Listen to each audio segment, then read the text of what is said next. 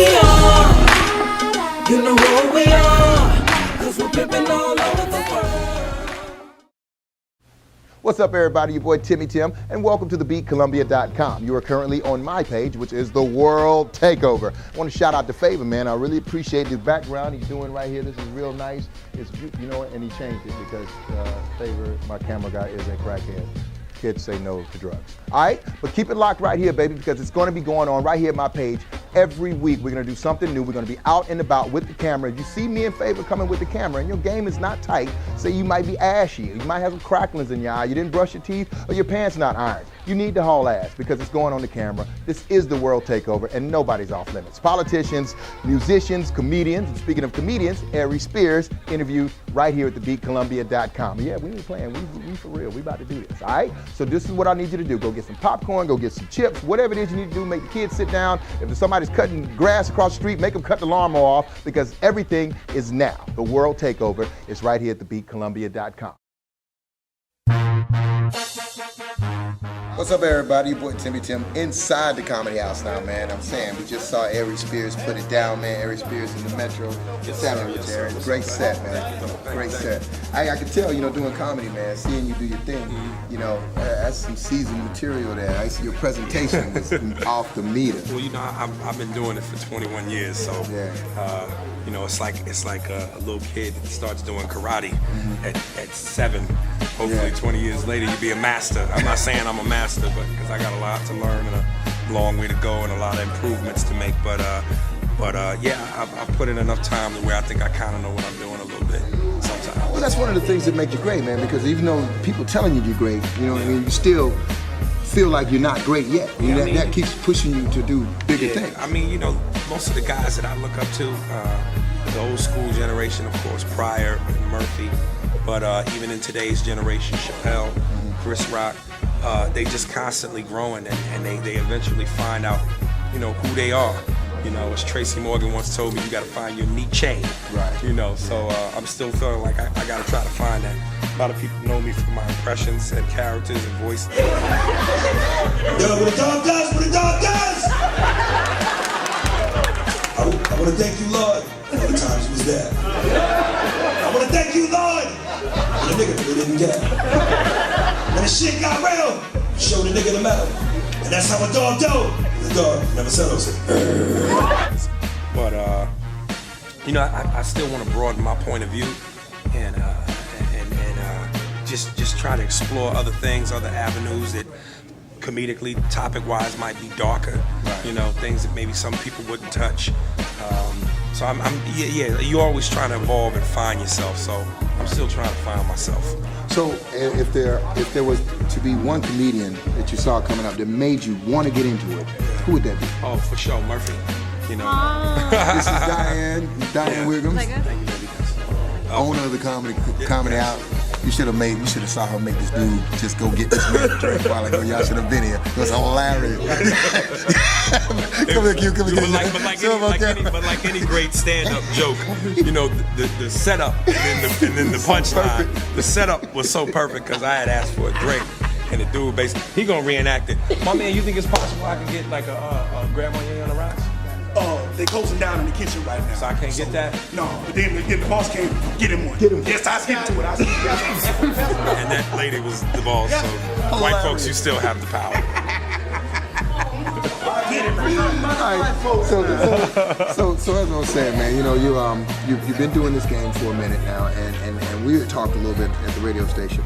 We were talking about some comedians that have peaked and leveled out, failed to peak and continued. What do you think is the key to a comedian, especially an urban comic in this land of a million urban comics? Right. What separates them? You can't be afraid to fail, you know, and that's something that I'll even admit. I think that's every comic's fear, but you have to get past that, and I think sometimes I have trouble getting past that. And it's hard because, you know, when you get to a level where people know you, and then they expect a certain expectation, a certain level of excellence from you, anything short of that, you know, listen, this is an ego-driven business. So your ego is hurt because you may not be the man that you know you want to be, and trying to grow. So in order to grow, sometimes you got to die to be reborn.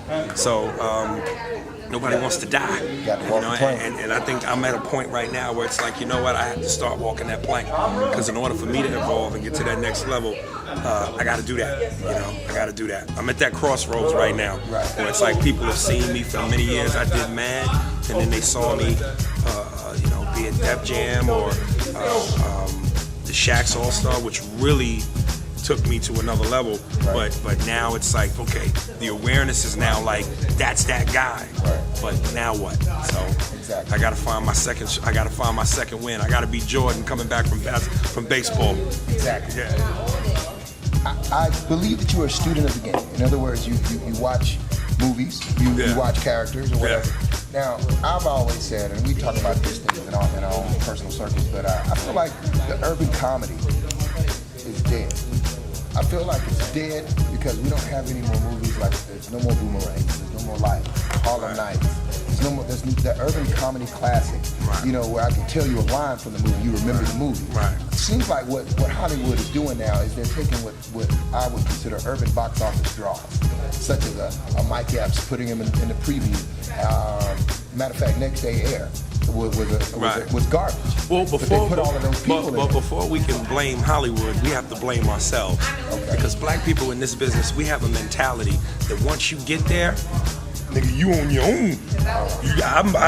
I'm in the north. You get here when you get here. Exactly. And it's like, you look at all these powerful brothers, Chris Rock, Eddie Murphy, Martin Lawrence. I don't know why we don't work together more often. Like it happens slowly. Like I know Jamie Foxx and Martin is doing Wanda and Shanae in a movie together. Why are we doing that now? That movie, when In Living Color was In Living Color and Martin was Martin, was the time for that. It'll probably still be just as successful, but why now? Where's the Chris Tucker, Dave Chappelle movie? Where's the Chris Rock, Cat Williams movie, the Jamie Foxx? Like, we don't collaborate enough because it feels like everybody is really out for themselves. So, Hollywood in and of itself is a racist business and a political business, but power is power, and money is power. And these brothers that have box office appeal and the ability to make successful movies, we don't draw back and go, look, man, I'm eating. You need to eat too. And obviously, if the movie's successful, I'm gonna eat. And I don't care if, let's say, this movie I put you in, you get more shine than me. I am who I am. My position is solidified. And I think that's the other thing. I think black entertainers, we're in fear of each other. Like, you know what I'm saying? Like we don't want nobody to steal our shine. But if Jamie Foxx puts, brother whoever in his movie, and he shines harder than Jamie, what's that gonna do? Dampen Jamie's career? Slow his roll? Jamie's Jamie. He's a brand. You know what I'm saying? And that's just how we think, man. We think on a messed up level, man. All right. Well, like I said, man, Aries, I appreciate you taking this time with us, man, and sitting down and keeping it real, like a move. You know what I mean? We appreciate that. Aries Spears. Wait, Steve Watermaker? Yeah, it's Steve Watermaker, feature act. I mean, listen, Steve's got some great material.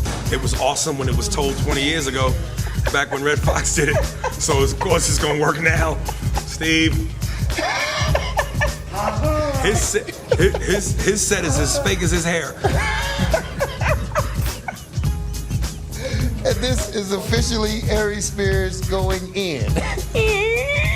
The door is open, and Aries is in the room. Yes.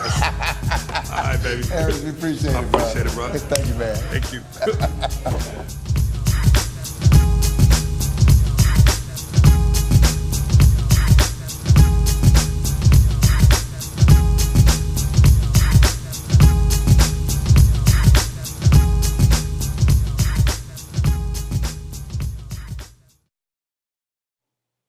RPF.